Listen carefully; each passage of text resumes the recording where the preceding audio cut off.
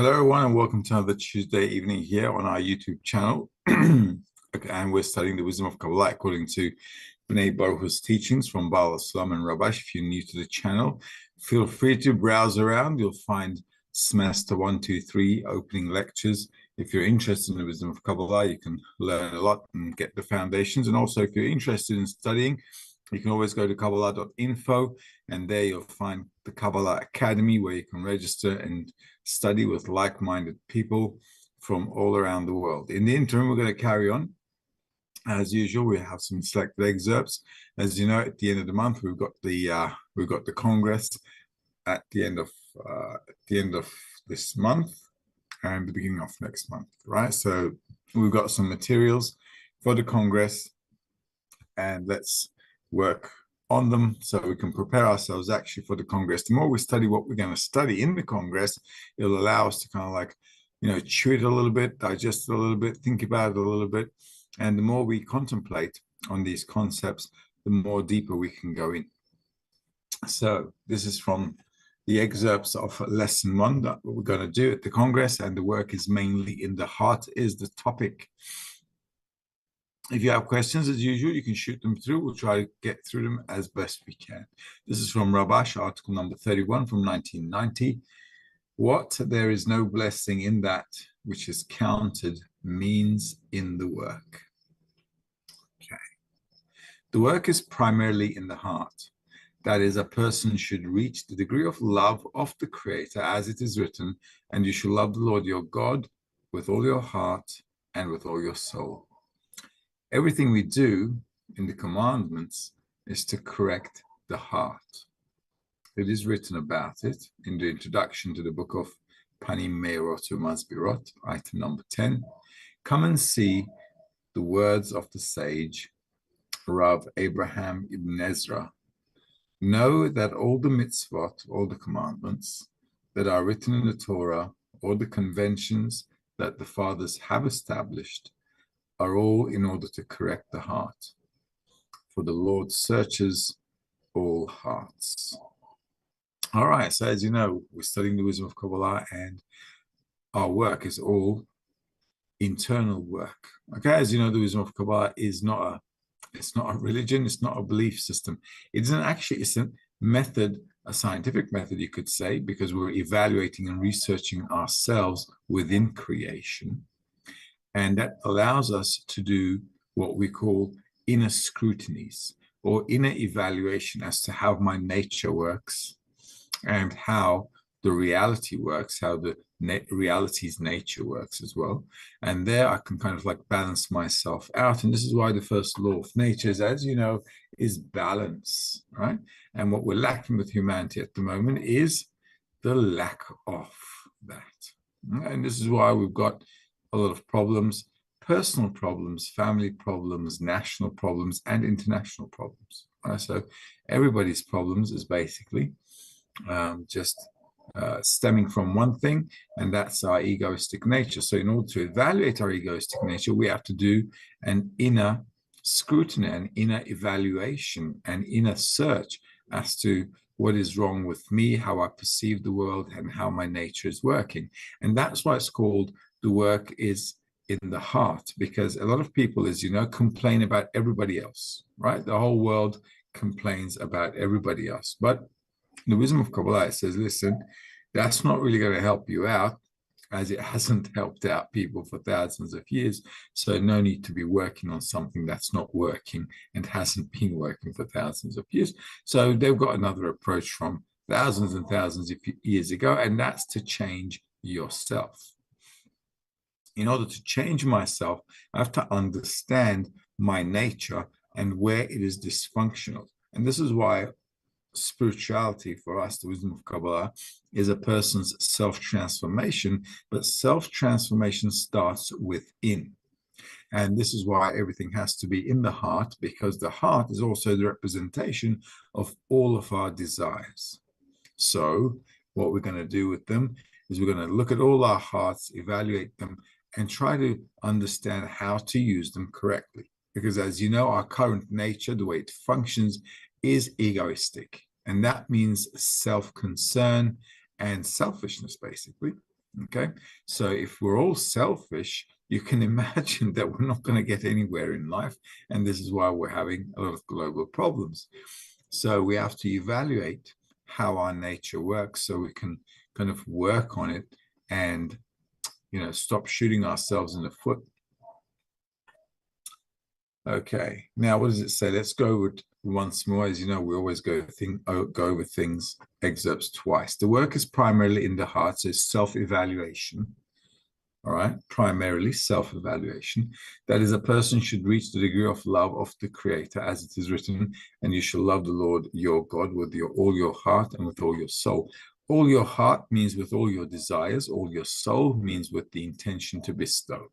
You cannot love somebody if you do not have the intent of loving them and having attained that level. This is why a person should reach the degree of love of the Creator. Now, the degree of the love of the Creator means I can love like the Creator. The Creator obviously doesn't need our love. Okay, if he did, that would be quite dramatic. Can you imagine creating someone because you need their love? Now, that would be pretty desperate.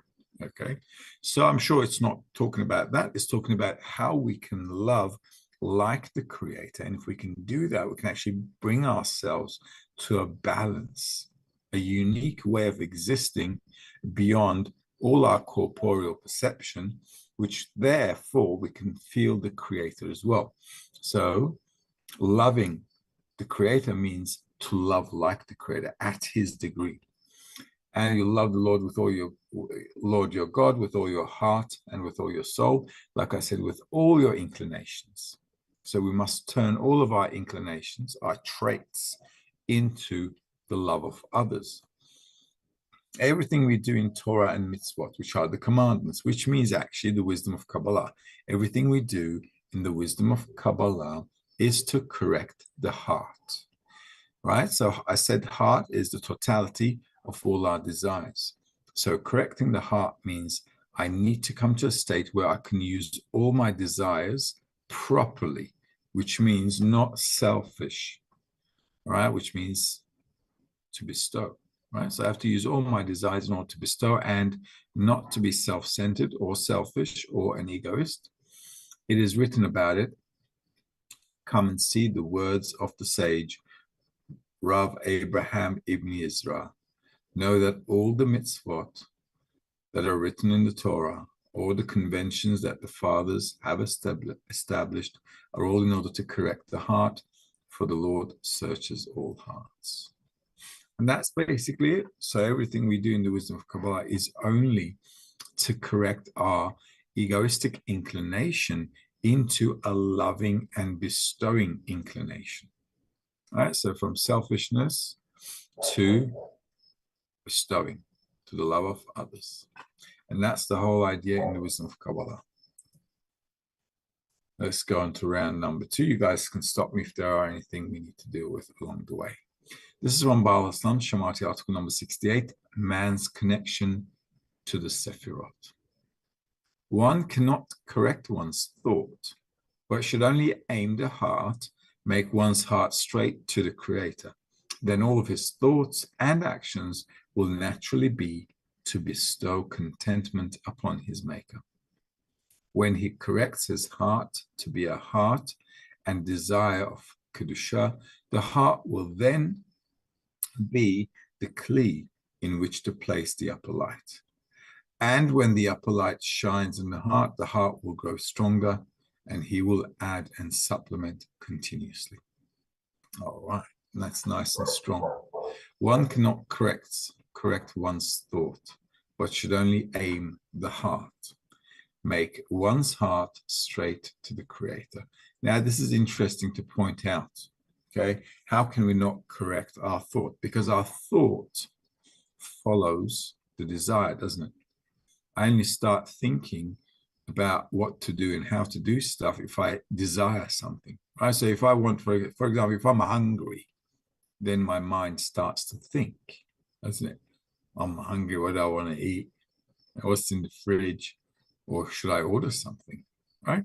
So all of a sudden I start thinking, because I want something. If I didn't want anything, I'm happy to lie on the couch all day, every day. All right. However, life doesn't work that way. It's not that easy. We've got desires coming at us right, left, and center. So the mind has to start thinking about how to realize these desires so that I can feel happy, content, and fulfilled. All right. And food is a natural one. So you're always going to have to get up and get something to eat.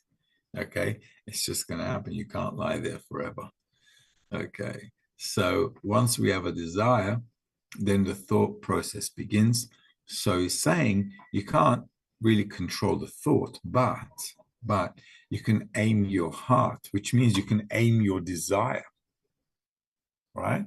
You can have a new desire, make one's heart straight to the Creator. So if, as students of Bnei Baruch, we're studying the wisdom of Kabbalah, if we all have a dot in the heart, which we should, if we're here studying, what we need to do then, since that's also a desire for spirituality, we should aim that towards the Creator. If I'm aiming that towards the Creator, so if I have a dot in the heart, a desire for spirituality, a desire to attain the meaning of life, and I aim myself to the Creator, which is, what is the Creator? The attribute of love and bestowal. Okay, so I'm aiming towards that. Then the thoughts should follow the desire. So I should be thinking afterwards, well, how am I going to get to the love of the Creator? What are the Kabbalists saying? What should I be doing to attain this desire? All right, that's how the thought should work. So this is why he says you don't have to really worry about correcting your thought. You just need to aim yourself correctly, because once you aim yourself to a desire, then your mind's going to start thinking about how to realize that desire. Okay, now here's a bit of a tricky situation. We are always going to prioritize things. How we're going to prioritize things? According to what's important. Correct? So in order for my thought to follow the desire, that desire needs to be pretty strong. Okay? And that's why we need to really focus on aiming it. Then all of his thoughts and actions will naturally be to bestow contentment upon his maker. So once we're correctly directed, then naturally I'm going to start thinking about how to do this thing better and better and better. When he corrects his heart to be a heart and desire of holiness, which is, it means that you're just wanting to bestow, the heart will then be the kli, the vessel, in which to place the upper light, which means that's where I'm going to get pleasure, right? Upper light means I'm going to have a lot of pleasure. All right, it's nice to hear. We don't always hear nice stuff. And when the upper light shines in the heart will grow stronger, and he will add and supplement continuously. All right, so all we have to do is just make that initial start where the vessel receives a little bit of light, and then we're going to have to add on the other desires. Okay, and then we're going to have to correct everything we have inside of us in order to bestow. And as we do that more and more and more, we should have more light in the kli, and it should be more fun. All right, there we go. Well, the purpose of life is to have fun, right? In case you forgot, the Creator created us so that he could fulfill us with pleasure, right? Non-stop pleasure. In order for us to have non-stop pleasure, I need to be in a place which is perfection, like the Creator. This is why we need to aim for the Creator, to be like the Creator. Because at the end of the day, here we're just a few kilograms of protein. Okay, so which is, as you know, as a shelf life, and it's going to go away. But if we aim ourselves towards the Creator, to a higher level of consciousness, then we can remain in that consciousness even beyond death. Okay, so it's like my hair falling out. You see, I'm getting hairs falling out. Okay, why? Because we're getting old. right? So, but the hair belongs to the vegetative level. It doesn't belong to the animate level. So when it falls out, I don't really feel pain, maybe psychologically, okay? But physically, I don't feel any pain. Why? Because at a lower degree. So think of our body being the animate degree as a lower level than our spiritual high level of perception. So when the body falls off, just like my hair falls off, the body doesn't die off, right? It keeps living. So if we attain some spiritual perception, that spiritual perception keeps on existing, despite the fact that the body may die off. Does that make sense? Okay, this is why we've got still, vegetative, animate, and human levels in nature. Our body has the same structure. So we've got the bones, we've got the nails and hairs, vegetative, they grow out and we cut them just like we prune our garden, right? If you got one, okay? And then the animate level, which is our protein, the meat and the flesh, all right? This is why we feel pain at the animate level. Okay, so if somebody pinches you, you feel pain, right? Why? Because we're living at the animate level. That's why. So the animal feels pain. Okay, but if we were to be in a perception existing above that, then that wouldn't be that painful either. If you think about it, because when we cut our nails and hair, we don't feel any pain, right? Because it's a lower level. So this is what we need to do. And this whole thing depends on how we change ourselves. And this is what it's really always talking about in the wisdom of Kabbalah, how we're going to a higher level of existence. In order to do that, what do I need to do with myself? And because we're made up of desire, because our whole make is like our whole makeup material is a desire to receive pleasure, right? So all I need to do is to work on using that correctly for bestowal instead of self-reception. Okay, and if we can do that, then we could exit our skin at an emotional level, because loving others means that I'm not thinking about myself. And if I'm not thinking about myself, how can I really exist? I can't. Right? Does that make sense? So that's how you can get out of your skin. And then you can feel somebody else. And then you can feel as if you exist outside in a different dimension, a different plane. Okay, and that's the whole idea. So we need to make the love of others very, very important.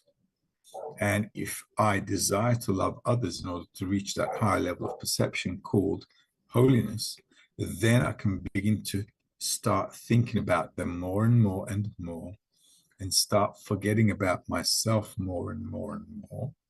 Okay? And that way there'll come a point where you'll flip, where you'll feel everybody else in you, and but you, being a part of everything else, won't feel yourself as separate. So then you'll be flipping your perception of reality. Ah, dear me. Okay. And there we go. So number 3. This is Baal Islam's Shemati article number 148. The scrutiny of bitter and sweet, true and false. We must pay attention to the work in the heart to be in the form of bestowal and not in the form of reception.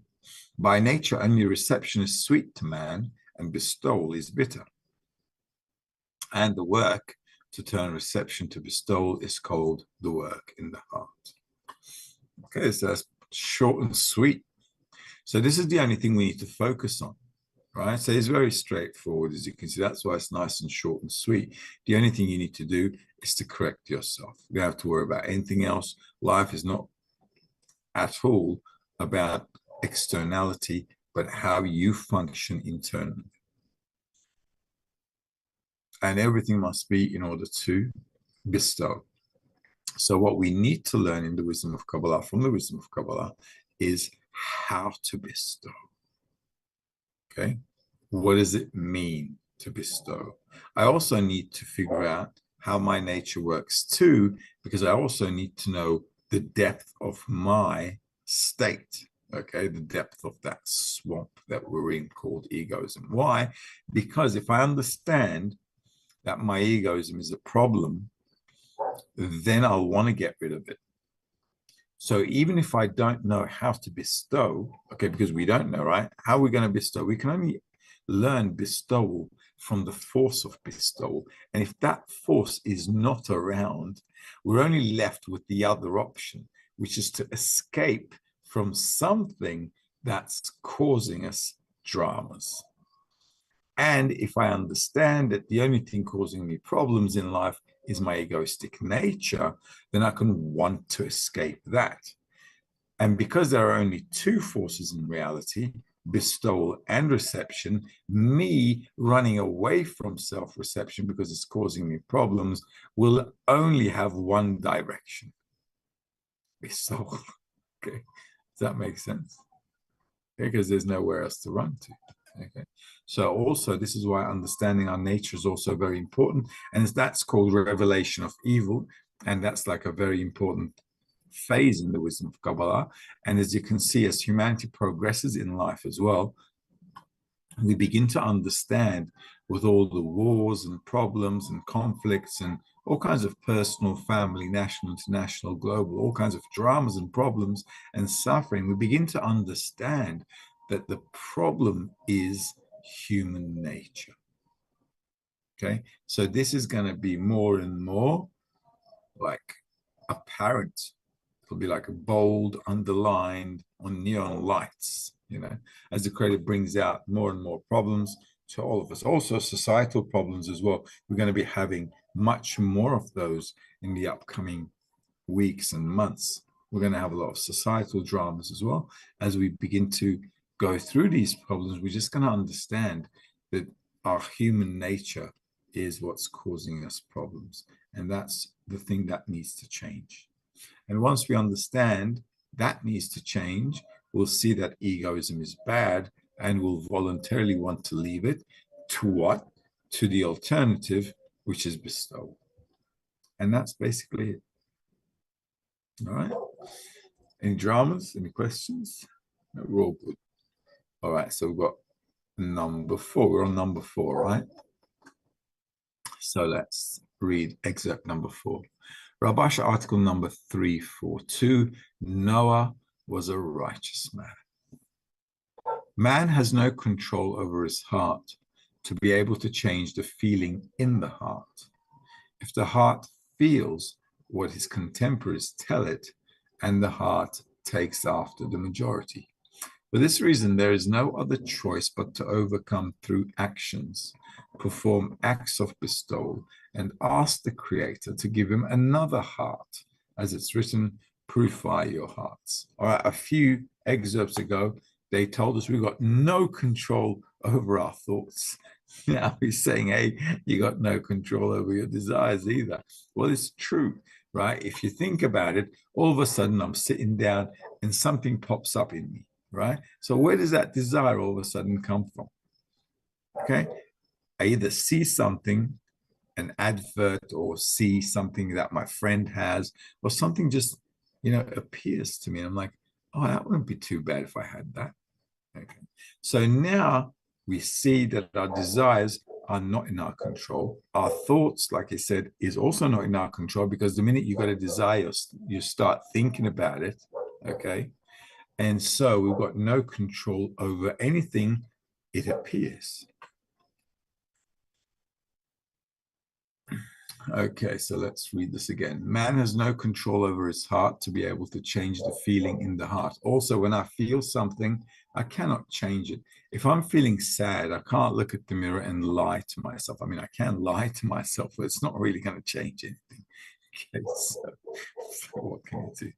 So if you think about it, if I look at myself, and according to some methods out there, I can look at myself and say, I'm happy. Okay, but obviously it's not very realistic, is it? So that's also not really working with the facts. Okay, it's like a little kid just trying to, you know, running away from something. So if the heart feels what his contemporaries tell it, and the heart takes after the majority. This is why we get our desires from society, don't we? When we make decisions about our jobs, family, career, beliefs, whatever you want in life, even your taste in food, right? It's always going to be from your environment. So if you're like, I don't know, if you're in some jungle in the middle of somewhere and you like a bit of barbecued human, right? And that's like for you, it's going to be like normal. Okay. But if you come to Western society and you try to do that, it's just, listen, we don't eat each other here. Okay. So then he has to adapt, doesn't he? So we go after the society, even the way we sit, talk, dress. Okay. It would have been much more comfortable if we all went to the office in our PJs. Okay. Much more comfortable than putting a suit and a tie on. You could just, walk out with your slippers, nice and baggy PJs, and go to work. However, we can't do that. So the society is actually always dictating to us, not just what we want, but how to live as well. And they dictate to us how we should live, sit, eat, drink, talk, everything. You can't say that. You can't talk like that. You can't think like that, even in some societies. Okay. So there's not much choice for us because also we've been raised in such a way by society that we take on the mold they put us into. So all of a sudden, I come out like a product out of a factory, thinking, eating, drinking, dressing, behaving in a certain way that they molded me into. So how can I ever even be independent? It's not possible. All right. So at the core of everything, you can see that an individual never had any choice in anything, not even the way they think or the way they decide, because they've got a level of consciousness according to the society they grew up in as well. So that's how they can restrain themselves or not restrain themselves according to their culture. Just depends. All right. So all of that is a bit of a problem for us because then we end up completely like some robot, some machine made out of bone and meat and flesh, designed to think and behave in a specific way by society. So what is he telling us? For this reason, there's no other choice but to overcome through actions, perform acts of bestowal and ask the Creator to give him another heart, as it is written, purify your hearts. So the problem here is, well, it's not a real problem. This setup is not a problem. What is a problem? What's the problem? What is the problem is if we have a dot in the heart, okay, how to elevate ourselves above that issue. So the most important thing is once we have a dot in the heart, doesn't matter where we're born, what culture we're in, none of that doesn't matter. We just need to aim the dot in the heart. This is why everything else is like, not relevant. It's not relevant at all. So a person's individuality, the person's uniqueness or whatever, is not in their corporeality at all, but in how they use the attribute of bestowal with their abilities. Does that make sense? Okay. And that's how everybody is unique. Because other than that, we don't really have much uniqueness. We're all different. Everybody looks at the world in a different perspective, different way. We all feel it differently, but we're all still limited and restrained by the society that raised us. We're like, we were like a Play-Doh in their hands. Okay. And that's how it pans out. So we don't have any other choice other than to work with the dot in the heart and to aim it to something beyond our corporeality. And that's what he says here. And we need to ask the Creator to give him another heart. As it's written, purify your heart. So we need, from the spiritual study, we need to come to a state where we want to be different, where we don't want to be the way we are at the moment. And that's the important thing, because if like I said a minute ago, if I see my egoism as a problem and it's causing me harm, then I'll want to get rid of that problem. I want to run away from it. But to what? Okay. So that is the change we're looking for. Okay. And how can I picture or imagine to what I need to go to? Well, it's easy because reality is always perceived from two opposites. So every time I see that I'm having problems because of my egoism, I can think about the opposite, can't I? I can say to myself, well, I don't like this. So I don't want anyone doing this to me. Therefore, I shouldn't be doing this to anybody else. All right. So immediately I've got something that's revealed in me, which is a bad trait. And I understand it's my trait because it's revealed to me. Okay. But then I have the understanding that I don't want to be like that as well. And then I can say to myself, well, I can be kind of the opposite of that. Okay. So I can not behave like this, but behave like this. That helps me to do two things. One, I limit the way I behave. Okay. I can restrict it now. Why can I restrict it? Because I've got an understanding now. I have an understanding that this specific thing is causing me harm, so I'm not going to do it. And then restriction, as you can see, is not something I'm forcing myself to do. Why? Because I've got clarity now. Okay, it's understood, right? It's like smoking, right? I understand smoking is going to, harm my lungs. So I understand that, and I'm happy to give it up. If I have an understanding and the will to live, I can give it up. Same with anything in life. Same with whatever you want to give up in life, any bad habit. And it's all about also an environment that supports you, because individually we're weak, right? So I might have problems trying to stop smoking because I like it, right? So to give up something you like, despite the fact that it causes you harm, is difficult. So if I have a good environment where people support each other, then we can do it, because we can be committed to other people. So now I've got a desire to smoke. I don't want to use it, but we all want to stop smoking so we can all help each other. So we all have a desire to smoke. Okay. We're limiting it. Okay. And now we're now building on top of that a new desire, a common desire that belongs to all of us. And because it's all our desires together, then we can have the power to overcome it. And that's the power of society. And this is exactly why I said a minute ago, this is how society rules us, right? Society has power over us, how we talk, dress, live, eat, whatever we believe, everything. So if we had a society to endorse upon us that egoism is bad and only the love of others is good, then I'd actually, on the one hand, see my egoism being bad and then have the power to do something to overcome it, or want to overcome it. Okay. And that's the important thing. Why? Because we cannot change our own nature, because we didn't create ourselves. Okay. The creator or nature or God, whatever you want to call it, we just got created, fell out of the sky, and here we are. So we can't change our hearts, but through the work we can come to want to change. And this is the important thing, because if I want to change to become like the creator, then I can get help from the creator. And that's why the design needs to be directed towards the creator. Does that make sense?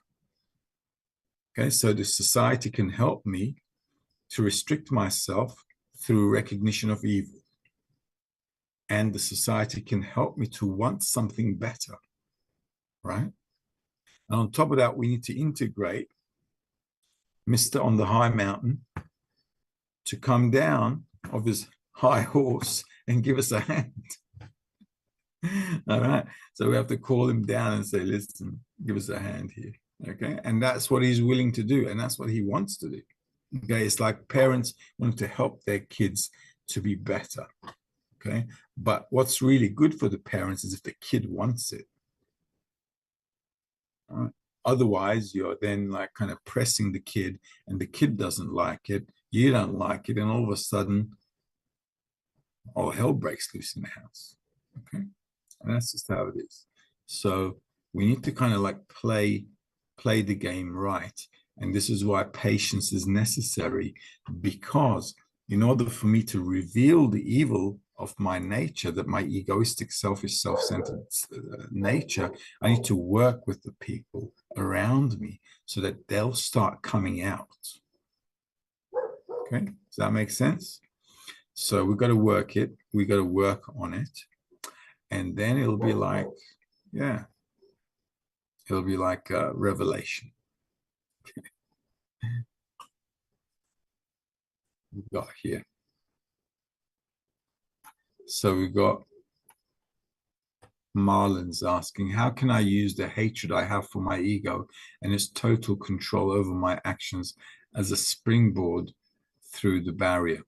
Well, this is okay. This is what we need to sharpen up a little bit.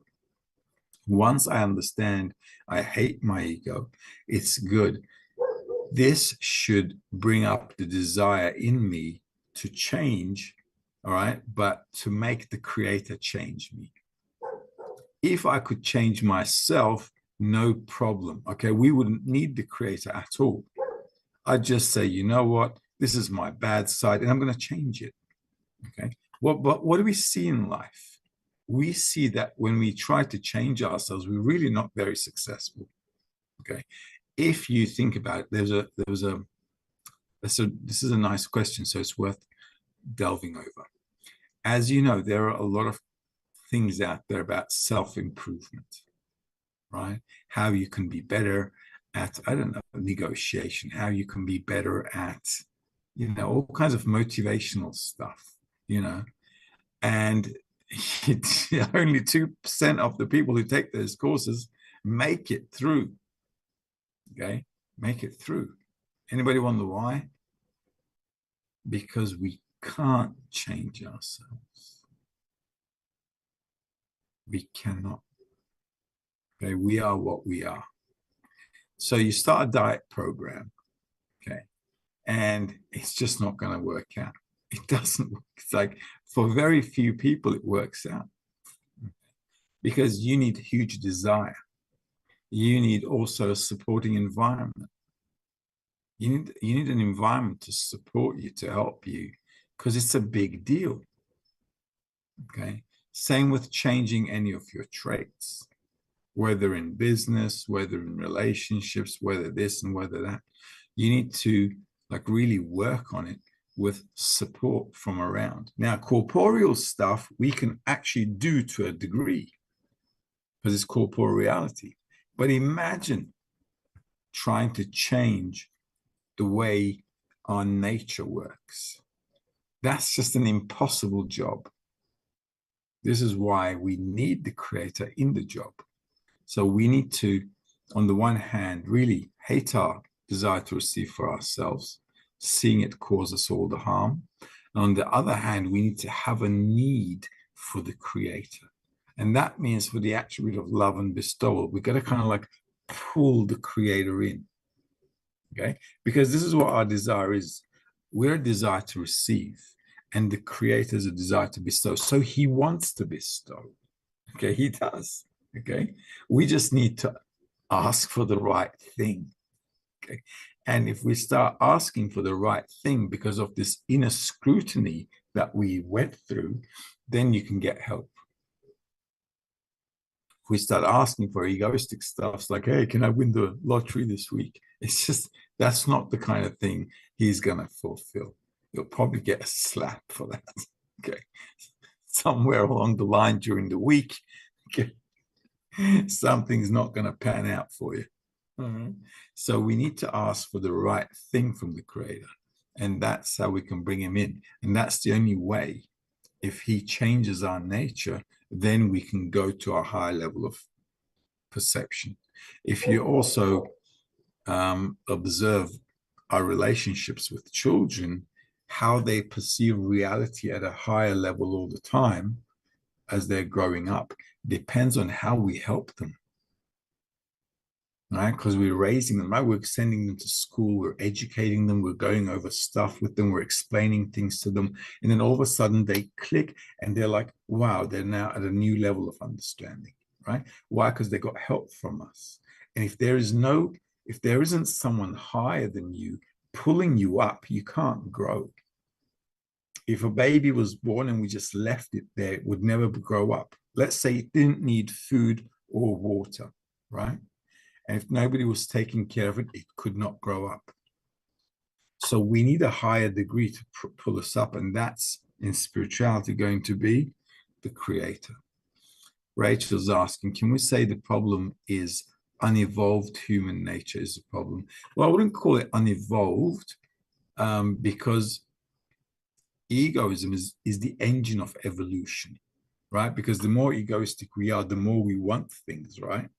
So the more we want things, the more we developed, right? Technology, culture, everything. And if we didn't have this egoism, this, unfulfillment that we keep wanting to fill, right, ourselves, if we didn't have that desire to receive, we would still be living in caves, right?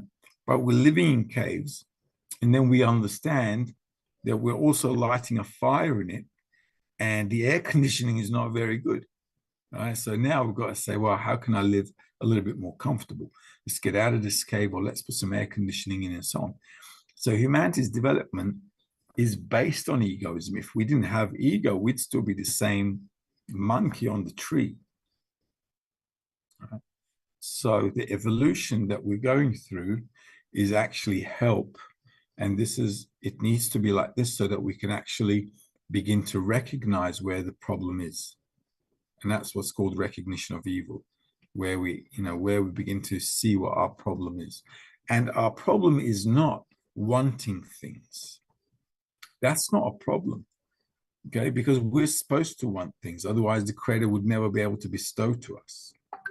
The problem is we're always using our desire for our self-benefit, and we're not taking other people into consideration. So more often than not, we're always taking much more, and that's leaving everybody else in a minus. So then we've got a global problem. So our problem is our egoism, which we're going to have to fix. Patty's asking, so when a friend gives us hurt feelings, is that to show us what we need to not to do to hurt another? Well, there's room for scrutiny for that. Okay, so we need to scrutinize the friend's actions as well. It might be that he or she might be just not be doing it, awarefully or consciously, let's say. Right? They might not be aware of that action that's hurting you. They might have just said something or done something, and not necessarily with an intention of spite or hurtfulness. And if that's the case, which highly likely might be, there's not really anything to really ponder about. But what I should do is this. Because I'm always perceiving reality within me, and life is like a mirror, and my friends are like a mirror to me.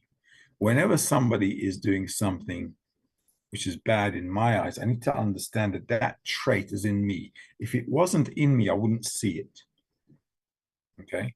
So now the Creator is kind of saying, well, Patty, it looks like Alice is doing you something bad, but I just want to show you that this trait is in you. So instead of having a chat with Alice about it, maybe you might want to sit in front of the mirror and have a chat with yourself about it. Okay? And that's how it is. This is why it's a nice question, because this is what we're studying, remember?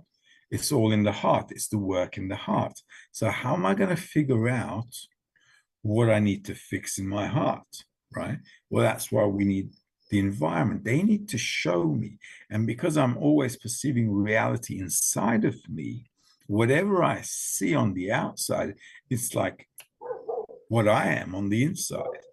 So all of a sudden, I'm looking at the world, I'm thinking, oh my God, I, I'm all these bad things that I see in the news.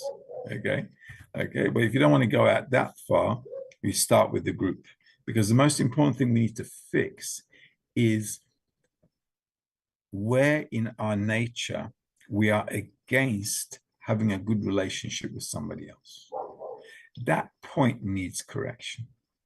Okay?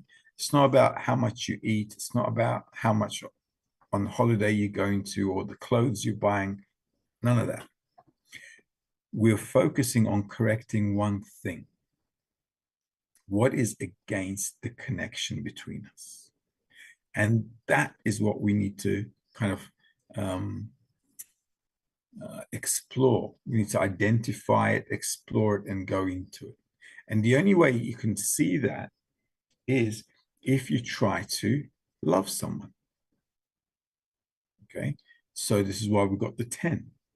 So now I'm trying to love them, okay, despite the fact that I've got no idea who they are, right? You guys have joined the Cab U, right? So all of a sudden you're in a group and you're like, who are these people?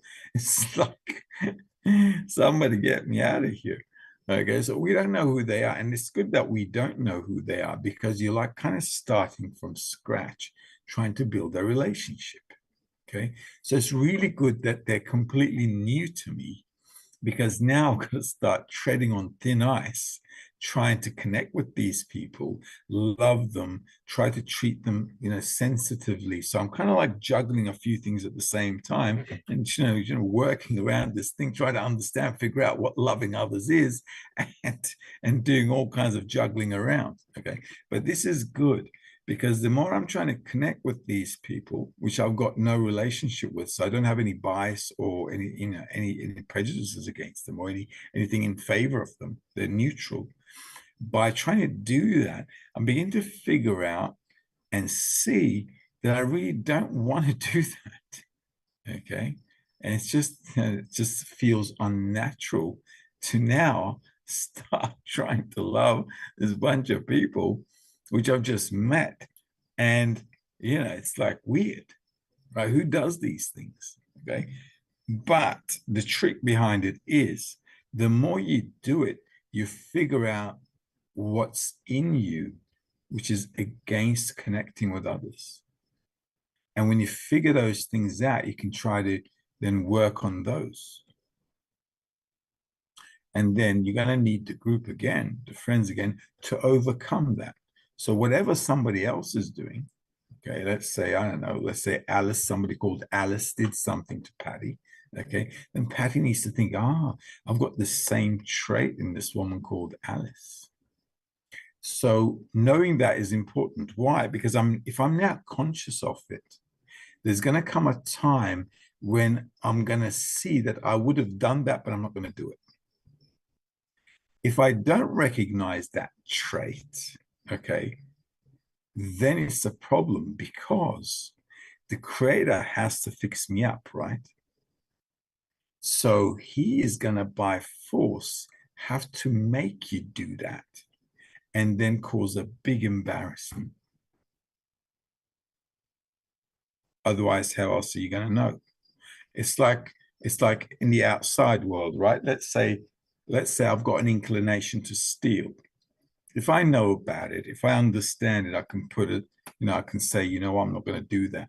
Or I'm not going to put myself in an environment where I might steal, okay? Because I'm aware of it. I understand it. If I don't, I'm going to go and steal something. I'm going to get caught.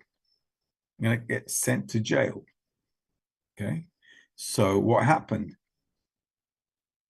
In the first place, I was conscious and I decided not to do it, okay? Because it's problematic. In the second option, I didn't consciously, become aware of it. I wasn't aware of it consciously.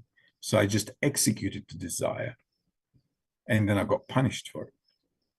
So on both situations, I understand it was the wrong thing to do. Okay.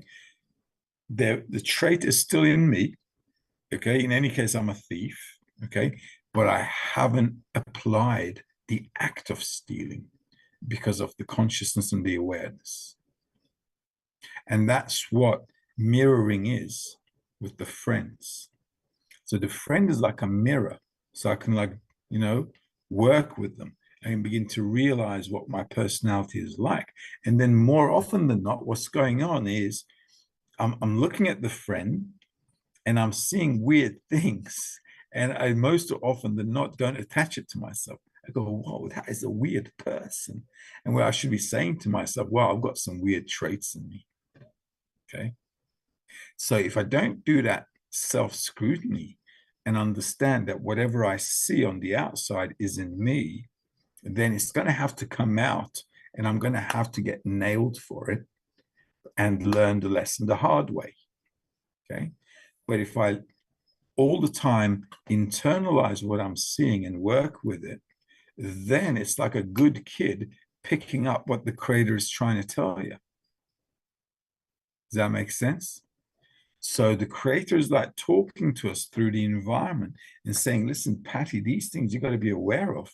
You got to make sure, you don't use them, and make sure you don't hurt other people while using them. Okay.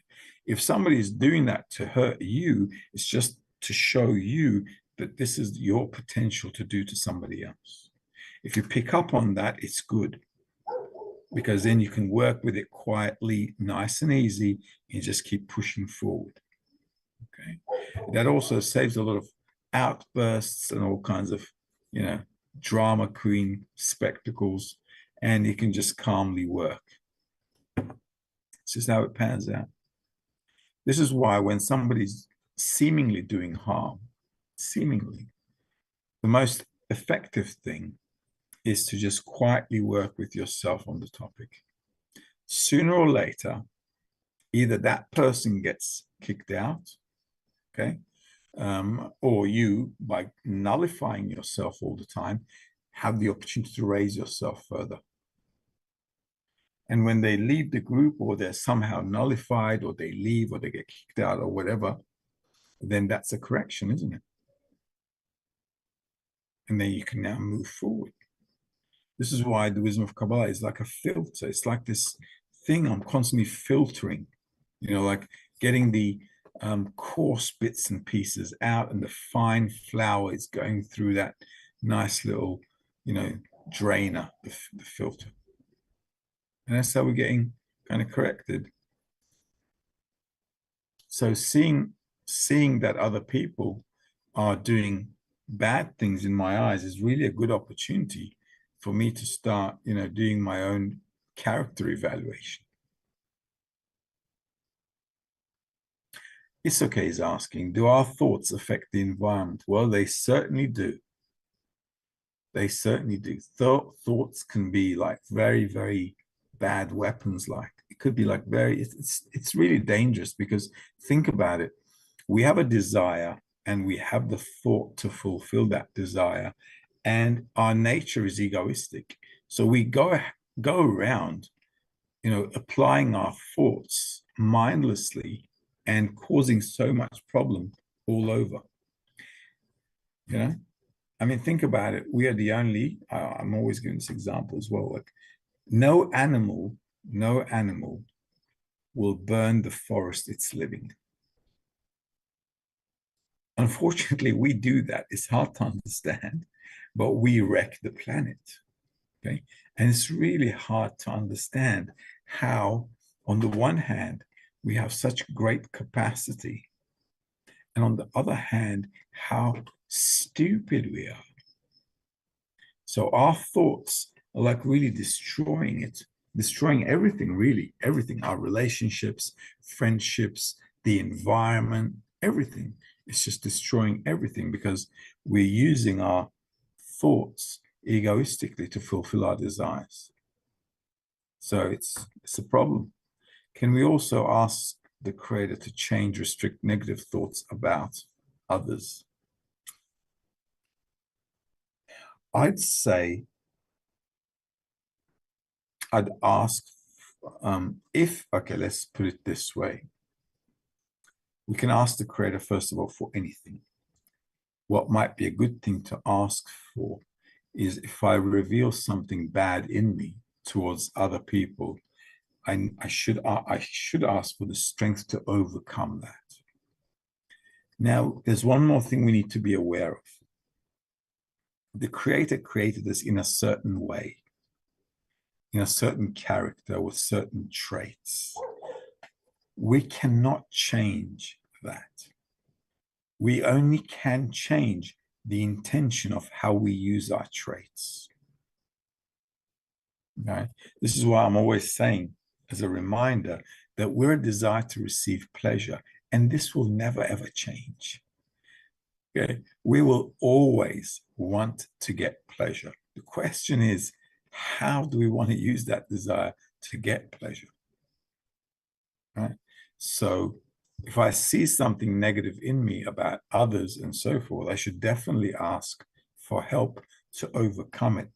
And also I should think about the traits that I have so I can use them properly in order to bestow to others. We're only going to be able to change our intention in this business. So using how the desire is what needs to change. And if I, any kind of change to the good side, we can always ask the Creator. You can ask the Creator for anything, okay? Anything. If it's related to our correction, ask for anything. Everything else, it's dodgy. All right, so that's pretty much 9 o'clock my time, okay? We're going to love you and leave you. We carry on with this as usual. We'll carry on with this as usual next week as well. All right, maybe we'll finish this or maybe we'll do lesson 2. We don't mind, okay? So at the end of the day, we're preparing ourselves for the Congress at the end of the month, okay? And the more we prepare ourselves, the more we'll be able to open up our hearts and the more we'll be able to actually integrate ourselves into the Congress with the friends as well. So it's really, really important to be on top of our game, and preparation is everything, as you know. So in the interim, all the best. Good evening, good day, depending where you are. We'll see you guys next week. All the best. Bye-bye.